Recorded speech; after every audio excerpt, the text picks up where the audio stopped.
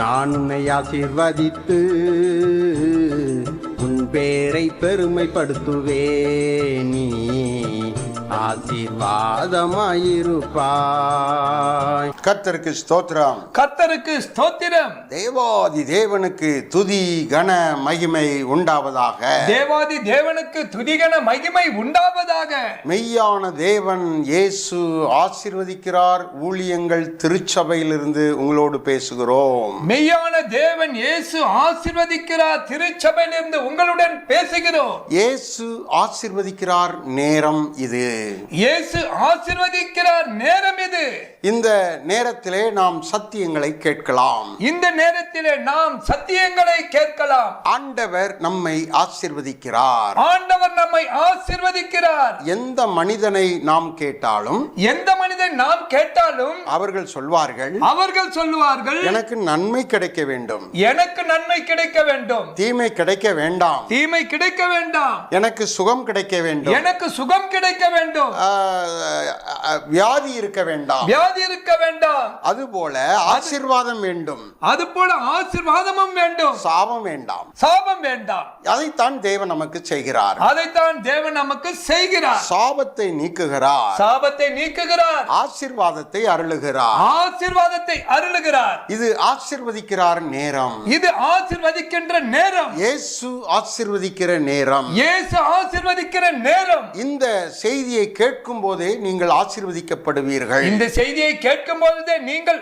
ஆசீர்வதிக்கப்படுகிறீர்கள். நீங்கள் இந்த செய்தியை கேட்டுக்கொண்டிருக்கும் போதே உங்கள் நோய்கள் சுகமடைகிறது. நீங்கள் இந்த செய்தியை கேட்டுக்கொண்டு இருக்கும் போதே உங்கள் நோய்கள் சுகமடைகிறது. தேவன் சத்தியத்தை நமக்கு பேசுவார். தேவன் சத்தியத்தை நமக்கு பேசுவார். வேதம் சொல்லுகிறது, வேதம் சொல்லுகிறது, சத்தியத்தை அறிவீர்கள், சத்தியம் உங்களை விடுதலையாக்கும். சத்தியத்தை அறிவீர்கள், சத்தியம் உங்களை விடுதலையாக்கும். இப்பொழுது நாம் பிரசங்கத்துக்கு செல்லுவோம். இப்போது நாம் பிரசங்கத்திற்குள் செல்வோம். யோபு 9:10 நாம் கவனித்தால், யோபு 9:10 நாம் கவனித்தால், ஆண்டவர் அங்கே என்ன சொல்லுகிறார்? ஆண்டவர் அங்கே என்ன சொல்கிறார்? ஆராய்ந்து முடியாத பெரிய காரியங்களை செய்கிறார். ஆராய்ந்து முடியாத பெரிய காரியங்களை செய்கிறார். இந்த ஆராய்ந்து முடியாத பெரிய காரியங்களை செய்கிறார் என்ற இந்த பிரசங்கத்துல, ஆராய்ந்து முடியாத பெரிய காரியங்களை செய்கிறார் என்ற இந்த பிரசங்கத்திலே 100 தலைப்புகளிலே பிரசங்கம் இருக்கிறது. 100 தலைப்புகளிலே பிரசங்கம் இருக்கிறது. நாம் ஒவ்வொன்றாய் கேட்டுக்கொண்டிருக்கிறோம். நாம்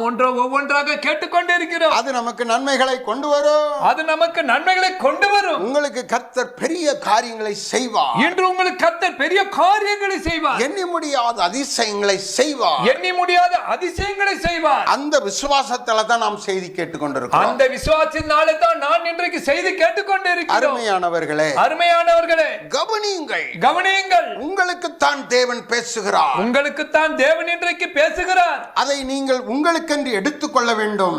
அதை இன்றைக்கு உங்களுக்கென்று அதை எடுத்துக்கொள்ள வேண்டும். தேவன் நம்முடைய மத்தியிலே அசைவாடி கொண்டிருக்கிறார். தேவன் நம் மத்தியிலே இந்த வேளையிலே அசைவாடி கொண்டிருக்கிறார். பிரியமானவர்களே, பிரியமானவர்களே, ஆண்டவர் நமக்கு உதவி செய்வாராக. ஆண்டவர் நமக்கு இன்று உதவி செய்வாராக. தேவன் நமக்கு உதவி செய்வாராக. தேவன் இன்று உதவி செய்வாராக. தேவன் நமக்கு நன்மை செய்வாராக. தேவன் நமக்கு நன்மை செய்வாராக. ஆண்டவர் என்ன சொல்லுகிறார்? ஆண்டவர் என்ன சொல்கிறார்? பெரிய காரியங்களை செய்வார். பெரிய காரியங்களை செய்வார். பெரிய காரியங்களை செய்வதற்கு, பெரிய காரியங்களை செய்வதற்கு பல விதத்திலே தேவன் நம்மை நடத்துகிறார். பல விதத்திலே தேவன் நம்மை நடத்துகிறார். 1 கொரிந்தியர் 7:19 வசனத்தை கவனியுங்கள். 1 கொரிந்தியர் 7:19 கவனியுங்கள். கற்பனைகளை கைக்கொள்ளுவதே காரியம். கற்பனைகளை கைக்கொள்ளுவதே காரியம். தேவனுடைய கற்பனைகளை கைக்கொண்டால், தேவனுடைய கற்பனைகளை கைக்கொண்டால் நமக்கு பெரிய காரியம் நடக்கும். உனக்கு பெரிய காரியங்கள் நடக்கும். நமக்கு பெரிய காரியம் நடக்கும். நமக்கு பெரிய காரியங்கள் நடக்கும். அதுக்குள்ள ஆண்டவர் என்ன வைத்திருக்கிறார்? அதற்குள்ள ஆண்டவர் என்ன வைத்திருக்கிறார்?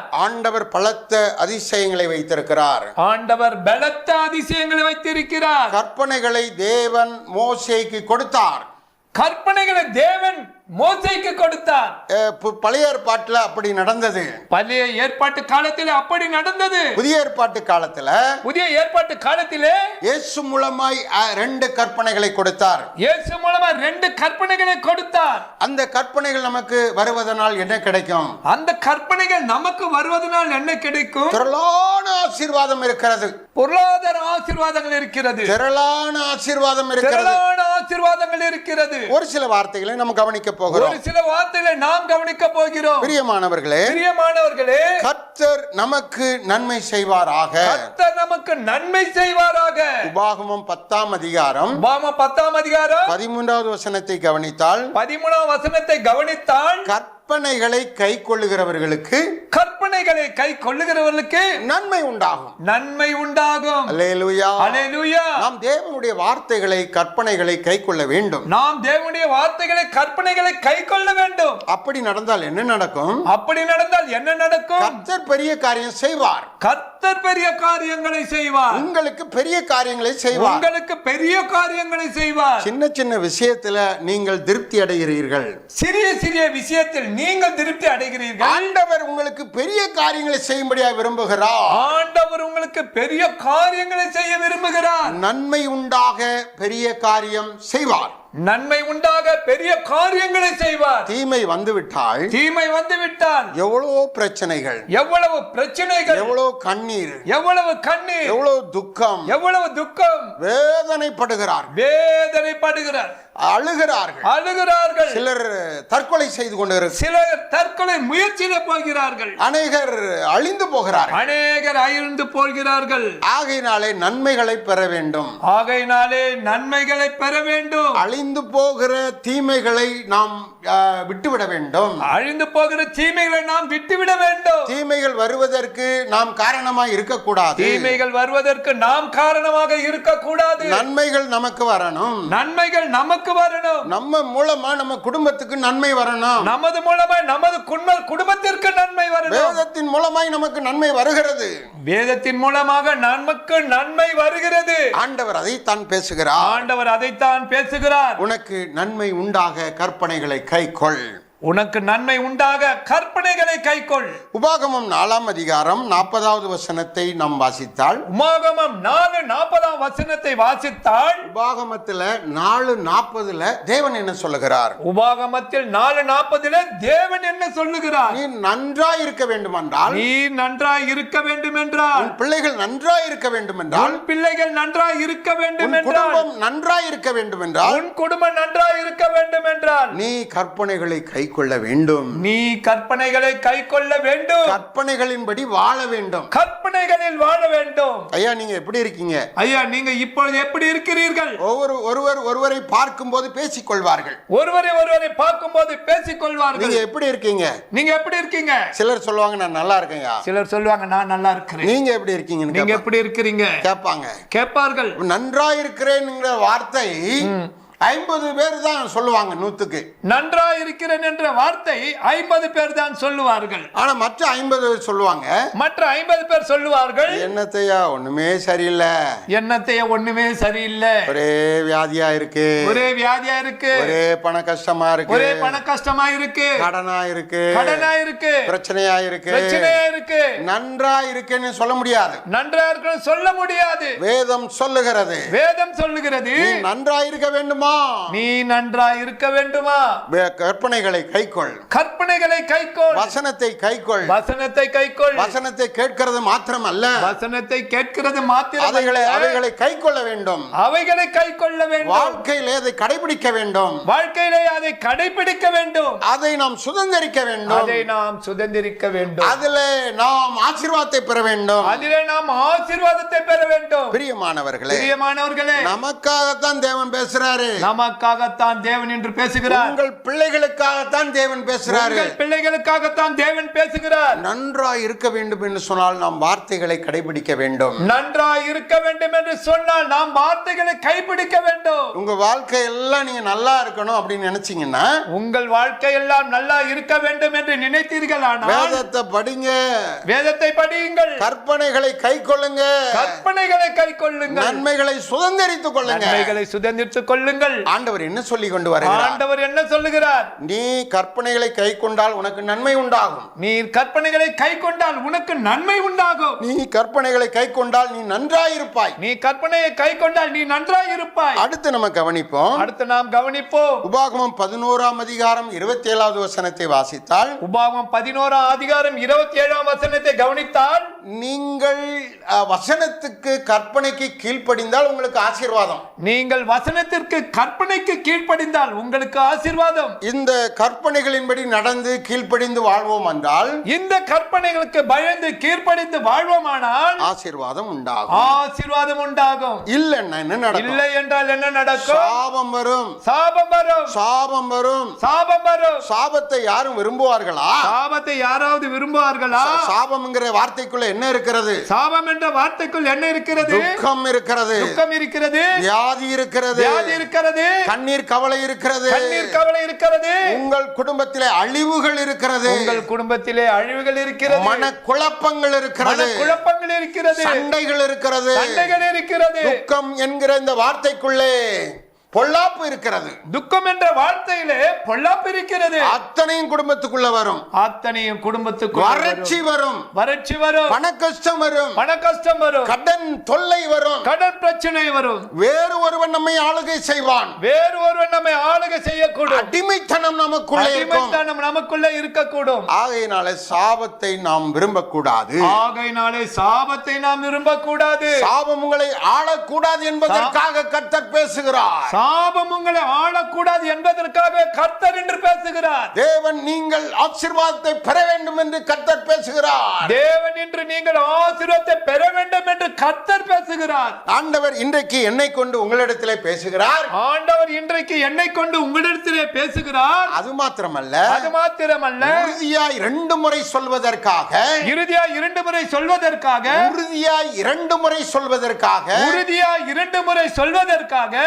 பாஸ்டர் வெங்கட் ஜாக்சனை பயன்படுத்துகிறார். பாஸ்டர் வெங்கட் ஜாக்சனை பயன்படுத்துகிறார்.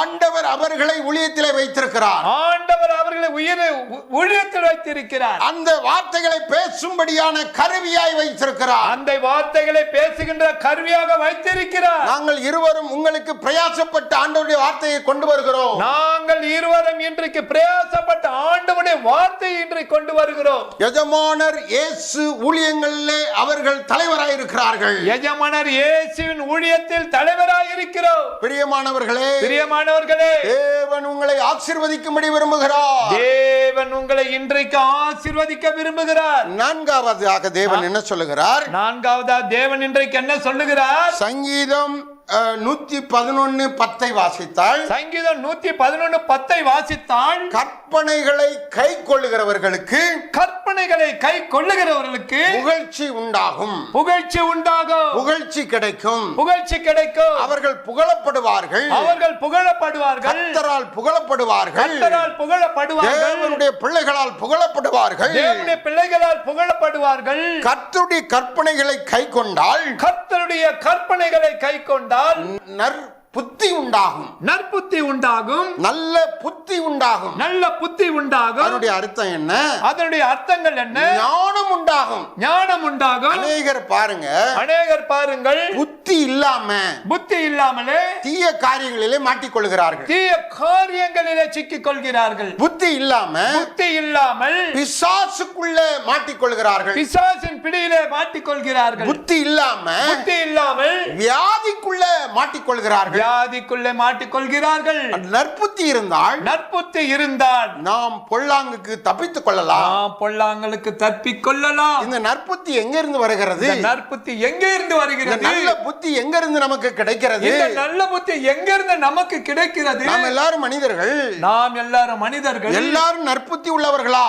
எல்லாரும் நற்புத்தி உள்ளவர்களா? இல்லை, இல்லை.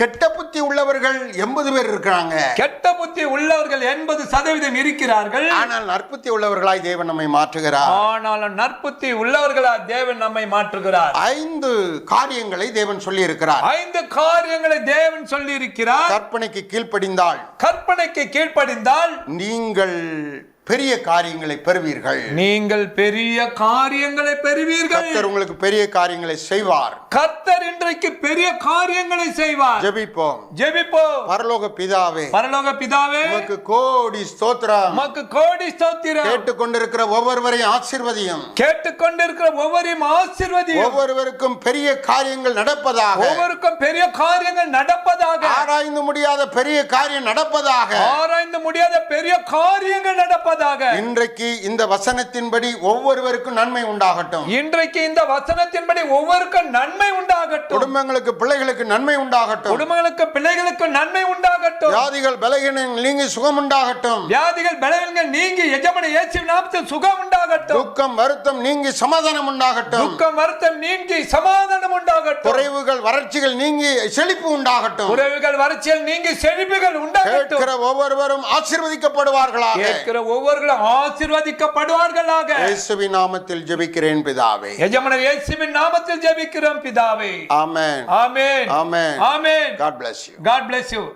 நான் உன்னை ஆசீர்வதித்து உன் பேரை பெருமைப்படுத்துவேன். நீ ஆசீர்வாதமாயிருப்பாய்.